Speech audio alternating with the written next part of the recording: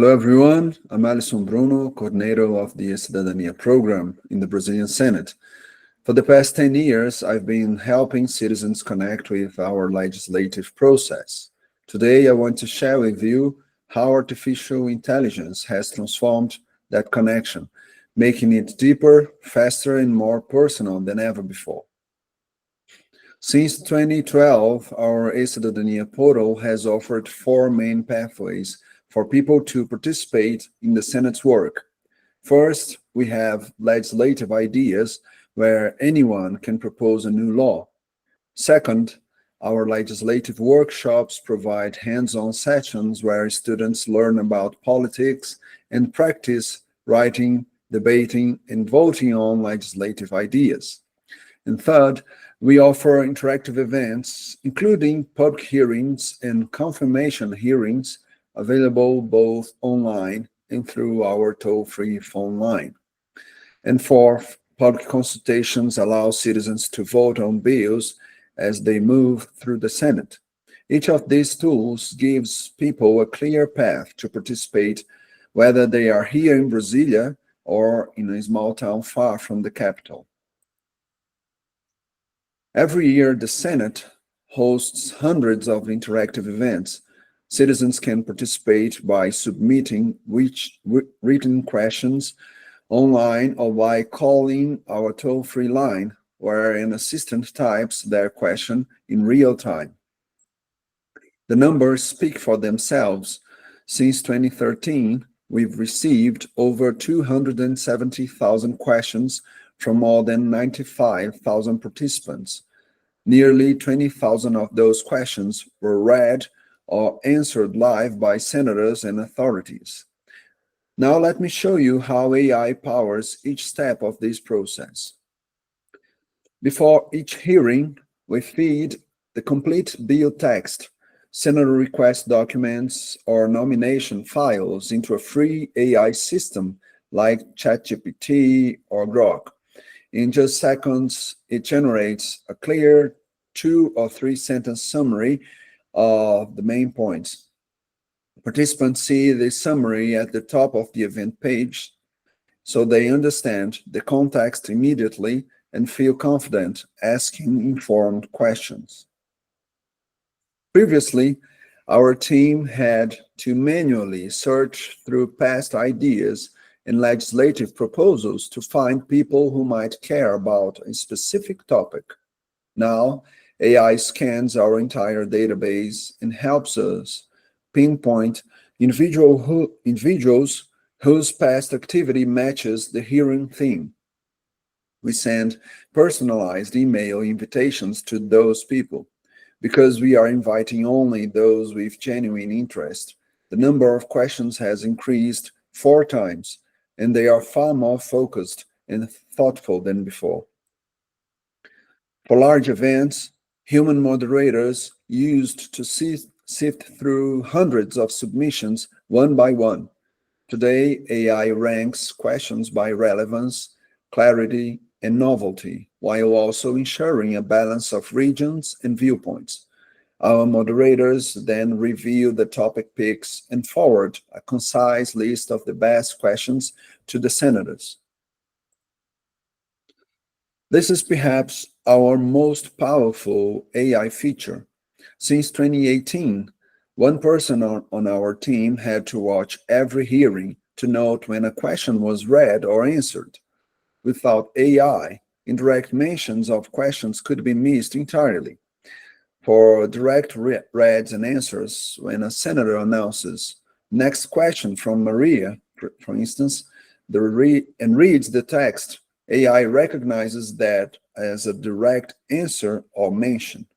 Some authorities even respond immediately after it was read. Before AI, we tracked this manually. Now, the system flags it instantly. But here's what's truly a game changer: indirect answers. Sometimes a senator or another authority speaks broadly about an issue and covers the essence of a question without naming it specifically. Thanks to AI, we can compare the full hearing transcript to each question text detect when the topic aligns, and mark that moment as an indirect answer. This was impossible before. Now we've even gone back and used AI to review almost 2,000 events from 2013 onward that had no recorded threads, identifying and notifying participants whose questions were actually addressed indirectly. For each question, we stored two timestamps, one if it was read aloud and another if it was addressed. On the event page, every question shows a play button that jumps to the exact moment when it was handled. Citizens can see precisely how their voice shaped the debate. This builds trust and accountability. Within hours of a hearings end, AI generates a comprehensive two-page report summarizing the topics discussed, question categories, and sentiment analysis of whether comments were positive, negative, or neutral. We share these reports with senators and publish them on our event pages so everyone can see public opinion at a glance. This transparency helps senators prepare follow-up work and shows citizens that their input truly matters. On our Ideas platform, citizens can submit proposals in three ways: typing directly online, uploading a sign language video which a human transcribes into Portuguese text, or calling our toll-free line where an assistant types their spoken idea in real time.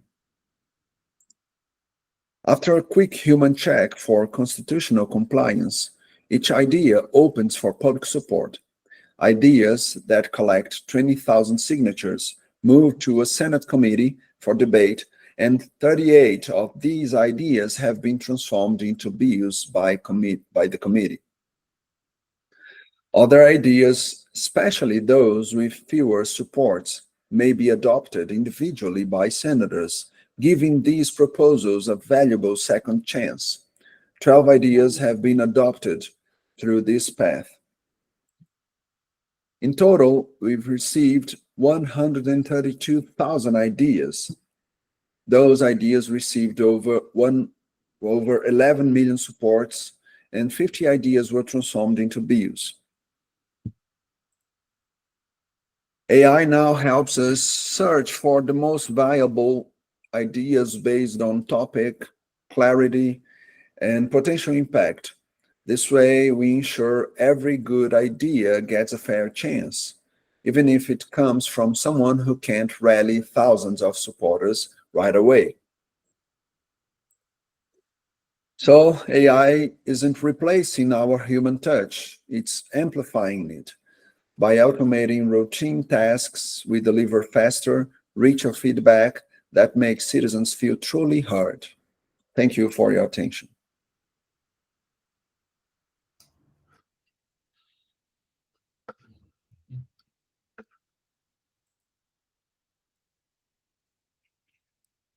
Thank you, Alisson, for your great presentation. It's truly enlightening to see how you're using artificial intelligence to enhance civic participation in the legislative process. My first question to you is one that colleagues in the open parliament and participation areas of parliaments have struggled with for years, which is how to allow citizens to participate in a meaningful way, providing them feedback and having citizens feeling that their participation counts. So, in your opinion, how using artificial intelligence, you mentioned a few models, how integrating this into your workflow can help you in this mission? Yeah, it's a big question.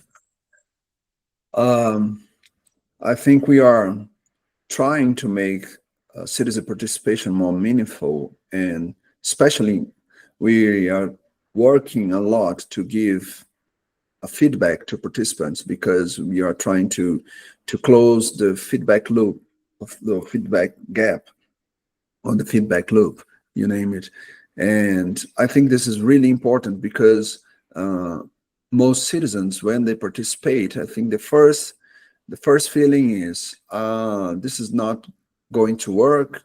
There is no one hearing me, and we are trying to make people satisfied with the system itself and with the Senate as an institution, and giving them the feedback, just a little feedback, like your question was read or your question was answered, and showing them that we are truly listening to them. I think this is really important to show them that their participation matters to the Senate. And when we show this and we give to the senators inputs and questions, and really thoughtful questions and meaningful questions that they can put or use during a debate and make a debate more deep, making a debate deeper, I think this is interesting because the senators can see that they are not the only ones that are interested in those topics, but they have a lot, thousands of citizens that have the same concern. And the senators now, we've been working for a long time with this, and I see that the senators, they got used to public participation. And I think now we have this feedback loop closed, because in one hand we have senators that got used to public participation and give them real importance, and on the other hand we have the citizens that participate every day and they see that their participation matters. Thank you so much, Alisson, for these comments. My second question would be around the challenges, not necessarily about the challenges of the citizenship program per se, rather, what were your challenges on trying to implement artificial intelligence in your daily work? Do you have any thoughts on these challenges that you have faced, and colleagues that are watching us and maybe considering a similar path? What are the potential pitfalls that you would highlight for them, and how to overcome them? Yeah, I think we have many challenges. One is how to use it for free, because we don't, in the Senate, we don't have subscribed to AI systems like ChatGPT or the option we only have free access. So it's the first challenge. We have to create a solution with free access, and it's a little bit complicated sometimes. But now with many options, like you have Gemini, ChatGPT, Grok, Claude, and other options, it's easier because we can verify which one is the better option for each task, and we can use it almost all day without the necessity to pay for it, because we have some other options to try and to use. And another challenge is how to implement it, because it's a new thing within. It's a new thing for the world, so it shocks sometimes. But we've been trying to use it with moderation, but at the same time with how can I say that, with boldness, with courage, like to implement some new things like right away. But we still have all the time humans checking and reviewing all the results. So it's been possible to use AI with those challenges. Thank you, Alisson. My last question to you, it's more like an open question, like a futurology exercise, which would be, what's next? Because we know that participation channels, they usually host vast amounts of data. And you mentioned different channels that you have, for example, for the interactive events, for the legislative ideas as well. So what's next? How to harness this data and use the power of AI? What's in your dream pipeline for the coming future? Let's say for the coming 5 years, 10 years for this program by harnessing artificial intelligence. Yeah, I don't think that long, but next year I think we can discuss again some results, because we are planning to improve the feedback on legislative ideas. And because, as I said, this is one of my biggest concern, is to give feedback to those participants. So on the legislative idea 2, I'm planning to implement some new functionalities and to use AI to give more feedback and to make people feel heard with the ideas that they submitted. And we are planning to implement this in a few months. I hope so. And I think next year we are going to have a lot of people receiving a good feedback and seeing that their ideas were somehow used or relevant in the public discussion in the Senate. Perfect. Thank you. Thank you so much, Alisson. Any final thoughts? Any final message you want to leave for colleagues? Yeah, just God bless you and help you to use this tool that is very useful. I